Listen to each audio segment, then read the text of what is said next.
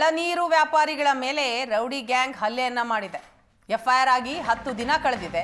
ಆದರೂ ಕೂಡ ಪ್ರಮುಖ ಆರೋಪಿಗಳನ್ನ ಪೊಲೀಸರು ಬಂಧಿಸಿಲ್ಲ. ರೌಡಿ ಶೀಟರ್ ಮೇಲೆ ಧಾರವಾಡ ಪೊಲೀಸರಿಗೆ ಯಾಕೆ ಇಷ್ಟು ಸಾಫ್ಟ್ ಕಾರ್ನರ್ ಅನ್ನೋ ಪ್ರಶ್ನೆ ಈಗ. ಕಳೆದ ನವೆಂಬರ್ 24ರಂದು ಎಳನೀರು ವ್ಯಾಪಾರಸ್ಥರ ಮೇಲೆ ಹಲ್ಲೆ ಆಗಿತ್ತು.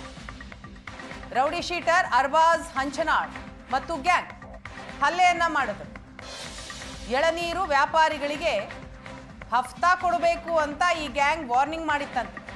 50,000 ಹಫ್ತಾ ವಸೂಲಿ ಮಾಡಿರುವ ಅರ್ಬಾಜ್ ಅಂಡ್ ಗ್ಯಾಂಗ್ ಮಸೀದಿಗೆ ಕರೆಯಿಸಿ 4 ವ್ಯಾಪಾರಸ್ಥರ ಮೇಲೆ ಮಾರಣಾಂತಿಕವಾಗಿ ಹಲ್ಲೆ ಮಾಡಿದ್ರು. ಖಾಜಾ ಮೈನುದ್ದೀನ್ರಿಂದ ಶಹರ ಪೊಲೀಸ್ ಠಾಣೆಗೆ ಕಂಪ್ಲೇಂಟ್ ಕೂಡ ಆಗಿತ್ತು.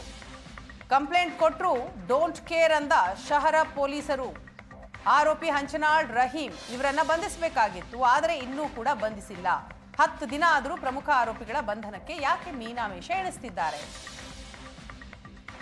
ಶಹರ ಪೊಲೀಸರಿಂದ ಕಾಟಾಚಾರಕ್ಕೆ 2 ಆರೋಪಿಗಳ ಬಂಧನ ಆಗಿದೆ. ಆರೋಪಿ ಅಜಯ್ ಮತ್ತು ಸಾಗರ್ ಕಲಾ ಇವರನ್ನ ಬಂಧಿಸಿದ್ದಾರೆ ಪೊಲೀಸರು. A1 ಆರೋಪಿ ಅರ್ಬಾಜ್ ಹಂಚನಾಳ್ ರಹೀಂನನ್ನ ಬಂಧಿಸಬೇಕಾಗಿತ್ತು, ಆದರೆ ಬಂಧಿಸಿಲ್ಲ. ಕುಖ್ಯಾತ ರೌಡಿ ಶೀಟರ್ ಸೂಟ್ ಇರ್ಫಾನ್ ಮಗ ಅರ್ಬಾಜ್ ಹಂಚನಾಳ ಸಣ್ಣ ಕೇಸ್ನಲ್ಲಿ ಭಾಗಿಯಾದವರನ್ನ ಒಂದೇ ದಿನದಲ್ಲಿ ಪೊಲೀಸರು ಬಂಧಿಸ್ತಾರೆ. ಆದರೆ ಈ ರೀತಿ 3 ಮೇಲೆ ಹಲ್ಲೆ ಮಾಡಲಾಗಿದೆ, ಆದರೂ ಕೂಡ ಡೋಂಟ್ ಕೇರ್ ಅಂದಿದ್ದಾರೆ. ಪೊಲೀಸ್ ಠಾಣಾ ಸರಹದ್ನಲ್ಲಿ ಒಂದು 7-8 ದಿನದ ಹಿಂದೆ ಒಂದು ಘಟನೆ ಆಗಿತ್ತು. ಆ ಘಟನೆಯಲ್ಲಿ ಈ ಎಳ್ನೀರು ವ್ಯಾಪಾರ ಮಾಡುವಂಥ ಕೆಲ ಹುಡುಗರನ್ನ ಒಂದು ಕ್ರಿಮಿನಲ್ ಹಿನ್ನೆಲೆ ಇರುವಂಥ ವ್ಯಕ್ತಿಗಳು ಇಷ್ಟು ಹಣ ಕೊಡಬೇಕು ನೀವು ಅಂತಂದು ಡಿಮ್ಯಾಂಡ್ ಮಾಡಿ ಅವರ ಹತ್ರ ಸ್ವಲ್ಪ ಹಣವನ್ನು ಮತ್ತು ಅವರ ಕೆಲವು ವ್ಯಾಲ್ಯೂಬಲ್ ವಸ್ತುಗಳನ್ನು ಕಿತ್ಕೊಂಡಿದ್ದರು. ಅದರ ಹಿನ್ನೆಲೆಯಲ್ಲಿ ಒಂದು ಪ್ರಕರಣ ದಾಖಲಾಗಿದೆ. ದರೋಡೆ ಪ್ರಕರಣ ದಾಖಲು ಮಾಡಿದ್ದೀವಿ ಮತ್ತು 2 ಅರೆಸ್ಟ್ ಮಾಡಿದ್ದೀವಿ. ಈ ಬಗ್ಗೆ ಡೀಟೇಲ್ಸ್ ಕೊಡ್ತಾರೆ ನಮ್ಮ ಪ್ರತಿನಿಧಿ ಪರಮೇಶ್ವರ್. ಇದೀಗ ನಮ್ಮ ಜೊತೆ ನೇರ ಸಂಪರ್ಕದಲ್ಲಿದ್ದಾರೆ. ಪರಮೇಶ್ವರ್, ಏನಿದು ಪ್ರಕರಣ? ವ್ಯಾಪಾರಸ್ಥರು ಯಾಕೆ ಆಕ್ರೋಶವನ್ನು ವ್ಯಕ್ತಪಡಿಸ್ತಿದ್ದಾರೆ? ಪೊಲೀಸ್ ಆಯುಕ್ತರಿಗೆ ಏನು ಹೇಳ್ತಿದ್ದಾರೆ?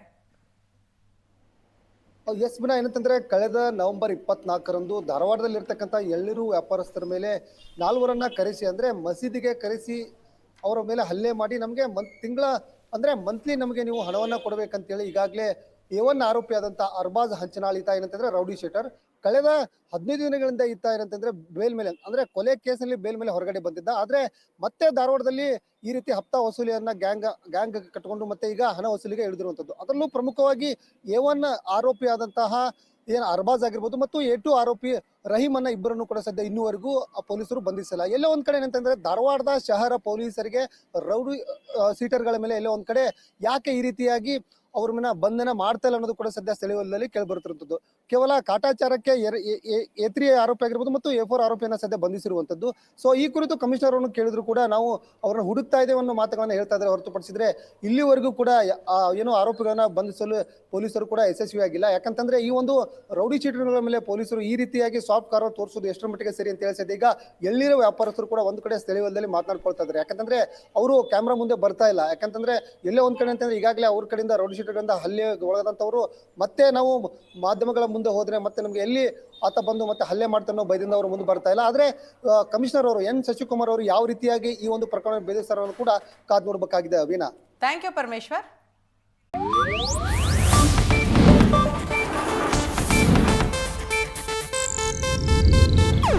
ಇದು ಏಷ್ಯಾನೆಟ್ ನ್ಯೂಸ್ ನೆಟ್ವರ್ಕ್ ಪ್ರಸ್ತುತಿ.